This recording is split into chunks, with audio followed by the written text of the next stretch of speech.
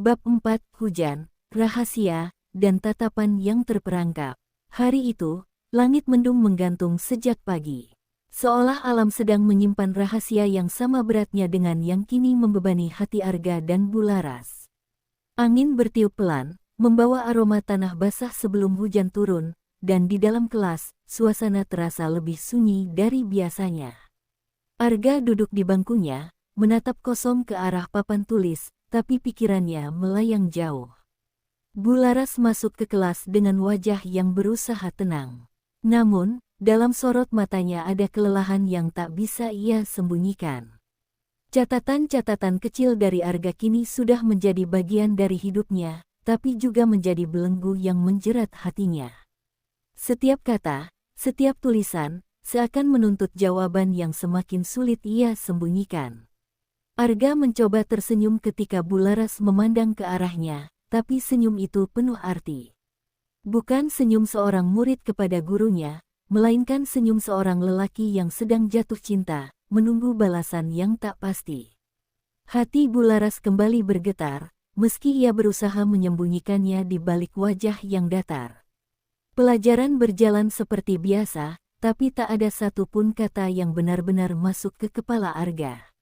Pandangannya sesekali tertuju pada tangan Bularas, yang menulis dengan tenang di papan tulis. Dalam pikirannya, ia hanya ingin menggenggam tangan itu, membawanya pergi dari dunia yang penuh aturan.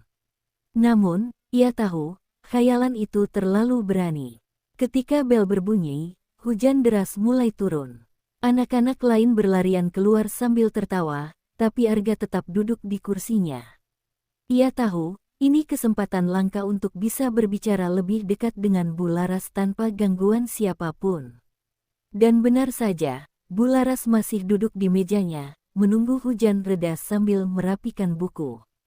Arga memberanikan diri mendekat. Suara hujan yang menghantam atap membuat suasana semakin intim.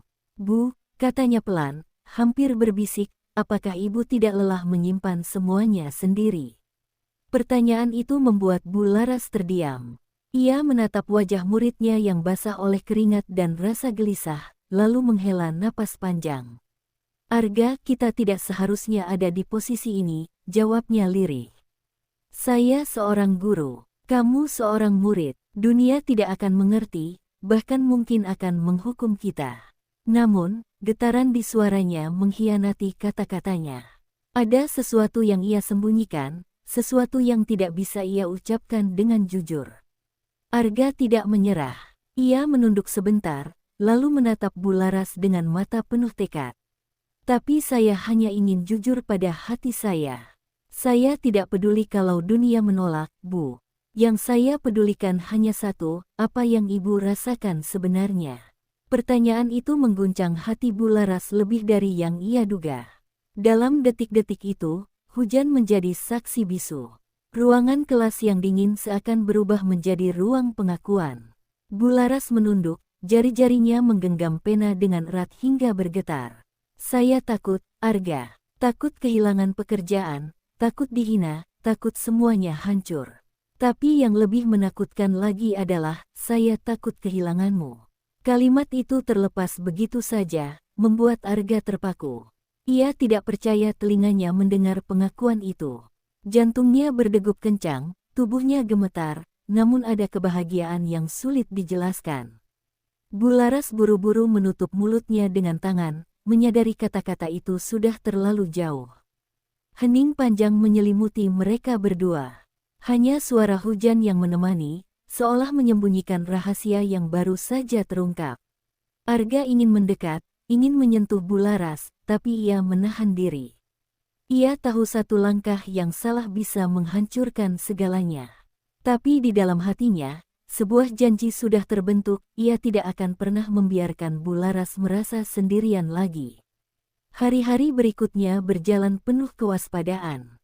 Mereka tidak lagi saling bertukar catatan sembarangan. Sebaliknya, mereka memilih bahasa rahasia yang hanya mereka pahami, tatapan. Satu tatapan singkat di tengah kelas sudah cukup untuk menyampaikan ribuan kata yang tak bisa terucap. Semakin mereka diam, semakin dalam rasa itu tumbuh. Namun, dunia luar tidak pernah benar-benar buta. Beberapa siswa mulai memperhatikan bahwa Arga sering menatap gurunya dengan cara yang berbeda. Bisikan-bisikan kecil mulai muncul di antara teman sekelasnya. Meski belum ada yang berani menuduh, Bularas bisa merasakan tatapan penuh curiga yang semakin sering mengarah kepadanya. Suatu sore, setelah rapat guru, salah satu rekan sejawatnya berkata dengan nada bercanda, "Bularas, sepertinya ada murid yang suka sekali sama ibu. Saya sering lihat Arga betah banget di kelas ibu." Tawa kecil menyertai kalimat itu, tapi bagi Bularas, itu bukan lelucon. Itu peringatan bahwa rahasia mereka hampir tercium. Malam itu, Bularas duduk di meja belajarnya sendirian. Ia membuka semua catatan kecil dari Arga yang masih ia simpan rapi di sebuah kotak kecil. Setiap tulisan membawanya kembali pada momen-momen yang penuh getaran. Ia menangis, bukan karena menyesal, tapi karena semakin sadar bahwa dirinya sudah terlalu dalam untuk mundur. Arga pun tidak tenang. Ia mulai merasa bersalah karena terus menyeret Bularas ke dalam pusaran ini. Namun, setiap kali mencoba berpikir logis, hatinya menolak. Ia terlalu mencintai sosok itu, terlalu terikat oleh perasaan yang tumbuh diam-diam. Baginya, cinta ini bukan sekadar perasaan sesaat, tapi sebuah kenyataan yang tidak bisa dibantah. Pada suatu malam, Arga menulis sebuah catatan panjang. Ia tidak menitipkannya di buku Bularas, tapi mengirimkannya lewat pesan singkat di telepon genggam, sesuatu yang belum pernah ia lakukan sebelumnya. "Bu, kalau dunia menolak kita, apakah kita masih bisa melawan bersama? Atau saya harus berhenti sekarang?" Pesan itu membuat Bularas terjaga semalaman. Ia membaca berulang-ulang, berusaha mencari jawaban yang tepat. Tapi hatinya terlalu kacau. Ia ingin berkata bahwa mereka bisa melawan dunia, tapi akalnya tahu itu mustahil. Ia ingin meminta Arga berhenti, tapi hatinya berteriak bahwa ia tidak sanggup kehilangan perasaan itu. Keesokan harinya, Bularas menatap Arga di kelas dengan mata sembab. Ia tidak memberikan jawaban lewat kata, hanya lewat tatapan. Tatapan yang penuh luka, penuh cinta, penuh kerinduan yang tidak bisa diungkapkan. Arga mengerti. Ia tahu bahwa kadang cinta tidak butuh kata-kata, cukup keberanian untuk tetap ada. Hari itu hujan kembali turun deras ketika bel pulang berbunyi. Lagi-lagi mereka terjebak di kelas yang sepi. Arga ingin mengulang keberanian sebelumnya, tapi kali ini Bularas lebih dulu bicara. "Arga, mungkin kita harus mencari cara untuk bertahan, tanpa membuat dunia tahu. Kalau kita berani, kita harus pintar. Karena satu langkah salah, semuanya bisa hancur." Arga mengangguk. "Saya mengerti, Bu. Saya janji tidak akan membuat ibu kesulitan. Tapi izinkan saya tetap ada di sisi ibu, meski hanya dalam diam." Kata-kata itu membuat Bularas meneteskan air mata. Ia sadar, hubungan ini bukan lagi sekadar rasa suka, tapi sebuah cinta yang siap menantang dunia. Namun, di balik hujan dan tatapan itu, bayangan ancaman semakin nyata.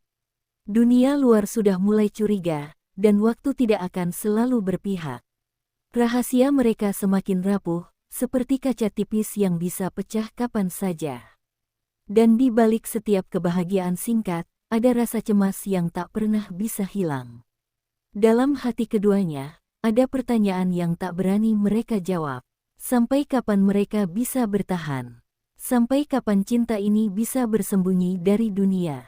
Hanya waktu yang bisa menjawab, tapi mereka tahu satu hal, mereka sudah terperangkap terlalu dalam untuk bisa mundur.